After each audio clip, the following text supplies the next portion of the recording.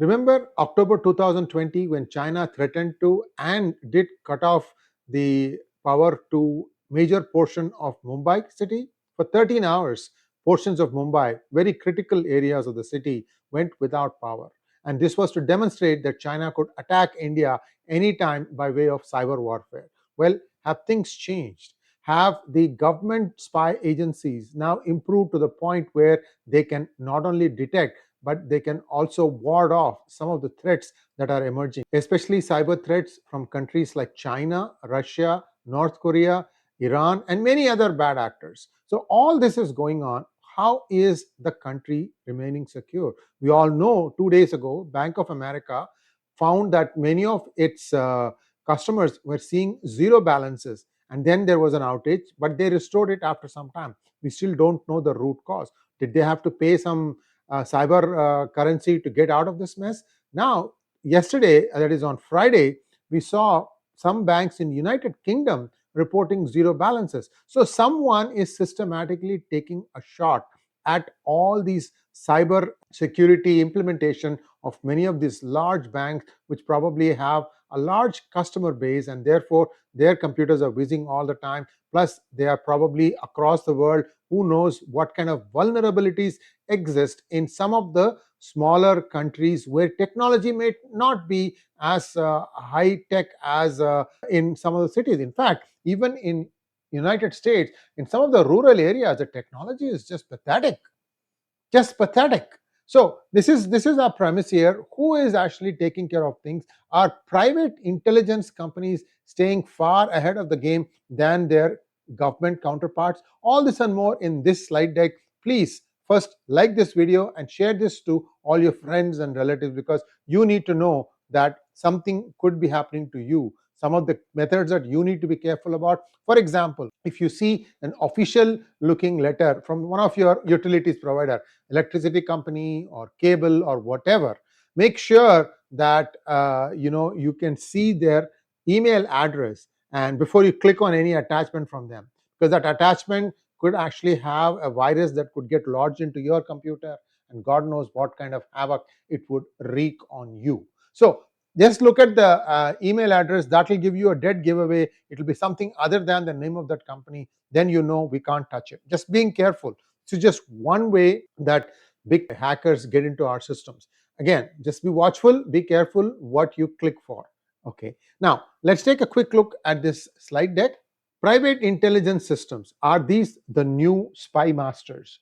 Bye Bond. In 2014, Dan Geer's speech at the RSA conference, this happens in San Francisco for the most part, sometimes it happens in other cities also, predicted the merging of intelligence collection and daily life through digital integration, making it possible for everyone to access what was once reserved for intelligence agencies. One note of caution here: many of us started using open source software, source code, because it was free. Unfortunately, any bug that was in that open source code was available for hackers to hack too. So very easily they found out if you are using the same platform, and then they could hack into your systems.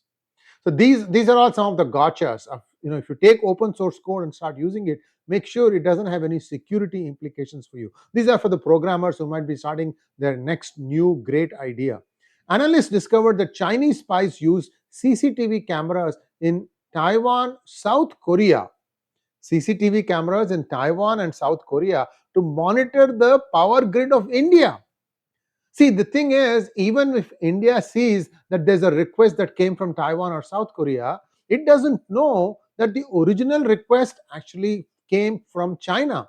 So they somehow went from China, they got into something like the onion router, Tor it's called, and then they morphed it, they hit their original source. Then it looks as if somebody from Taiwan hit the Indian grid to try and look at what is happening. Supposing the same person stops the grid, then what is India going to think? Oh my goodness, why did Taiwan bring down our power grid? Or why did South Korea, a friend of ours, bring down the power grid? So all these questions will get asked. So this is like trying to seed confusion in the minds of intelligence agencies with their partner countries.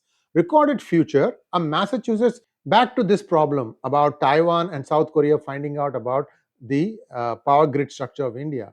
Recorded Future, a Massachusetts based company, uncovered the attack, not the Indian intelligence, and claims the most extensive global C2 knowledge disrupting Chinese and Russian operations. The Chinese intrusion highlights modern intelligence with over 1 billion cameras worldwide, creating a growing global surveillance network. Well, I can tell you one thing. This I'm using clicker, this is made in China. This microphone, made in China. My webcam, made in China. My lights, perhaps made in China. And some of these things have Wi-Fi capabilities. So I don't know who's copying or who's tracking what I'm doing. As long as I'm not doing something that is ultra high secured stuff, I don't care. So, but can everybody say that? Can I say that, for example, if somebody snoops in on when I'm trying to do some banking operations? That's the thing that you need to be careful of. Cameras used to sabotage India's electricity grid show how digital technology enables large-scale covert action, replacing physical infrastructure and agents with virtual methods. So this is where I told you, right? Spoofing the network. The onion router effectively hides the source of the request. Somebody who's at the receiving end starts thinking that it is a request from X country, whereas it would have originated in Y country. A private company's near real-time monitoring highlights a vast quantity and quality of data emerging from the digital world. Intelligence gathering has shifted to the deep and dark web, where criminals and extremists hide, but their anonymity is often superficial. In other words, private companies have figured out how to spook out people hiding behind dark web or under pseudonyms and things like that. Now, there are Western cybersecurity firms involved in defending Ukrainian networks, and they have ended up gaining insights into how Russia does its cyber threats at the world. The threat intelligence firms like Flashpoint infiltrate extremist groups online through fake personas, track cryptocurrency movements, and detect signs of impending attacks. Just like I told you, clickbaits, right? The intelligence companies can go a little bit further, and they themselves can go and track the people who are trying to be hackers. Collecting intelligence today involves monitoring real-time, semi-secret conversations in ephemeral means very short time, platforms like Telegram. In other words, let's say you have a disappearing message, 5 seconds or something like that. That message will disappear from the sender and the receiver in 5 seconds, or as soon as the receiver clicks at the message, something like that. So these kinds of things require you to have automation and constant vigilance. Major tech companies like Microsoft, Google, and Amazon act as large-scale intelligence agencies due to their unmatched insights into global traffic on their networks. Because these are all having so much online stuff, they have to get their act together. Microsoft has the web platform called the Azure, Google has Google Cloud, Amazon has AWS. Now, Microsoft tracks over 78 trillion signals per day. Microsoft, rather than the US government, disclosed that Chinese hacking group called Volt Typhoon had targeted American critical infrastructure since 2021. This has been in the news in United States lately about how they have uncovered a Chinese hacking group. In fact, there is another one that they have uncovered where they are saying that they could literally take over your routers. Those Wi-Fi routers we build, or the Airtel and other broadband routers that we get in our home. The cable comes in, and then from there you have a small white box or a black box from where you'll have the Wi-Fi extenders and things like that. So even these have been hacked by Chinese. The rise of digital tools and open source intelligence like OSINT allows analysts to identify threats like Chinese missile silo construction with accessible data. The private sector has filled gaps that governments once dominated, like commercial satellite imagery. Today, if you want the state-of-the-art satellite imagery, you need to get license from private companies.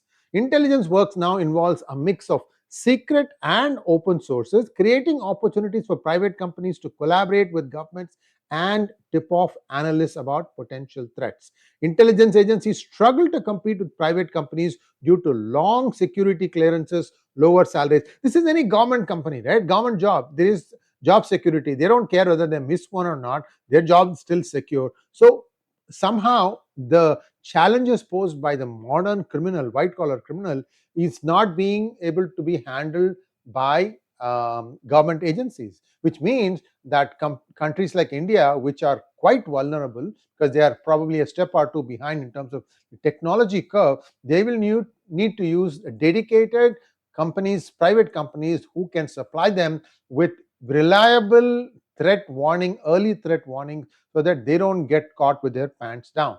Some argue that intelligence agencies need to shift towards more open, collaborative models to stay competitive, as private firms increasingly dominate the OS end, open source intelligence. While private intelligence can answer many questions, secret sources remain critical for most sensitive and high level insights, such as military plans or nuclear developments. I have a bunch of references for you on this video. You need to take a look at that to get into a little bit more deep dive. Why I'm saying all this is that now we are hearing noises from people such as Hillary Clinton, Bill Gates, saying that we need to be able to monitor internet 24/7. It's a different matter that they cannot do that.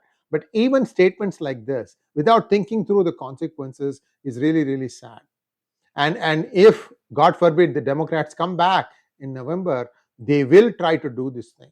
They will try to put a band-aid. In fact, they'll just shut me up for speaking the truth. This is what we are up against. Thanks for watching. Please like, share, and subscribe to our channel. Don't forget to click on the bell button for notifications. Namaskar.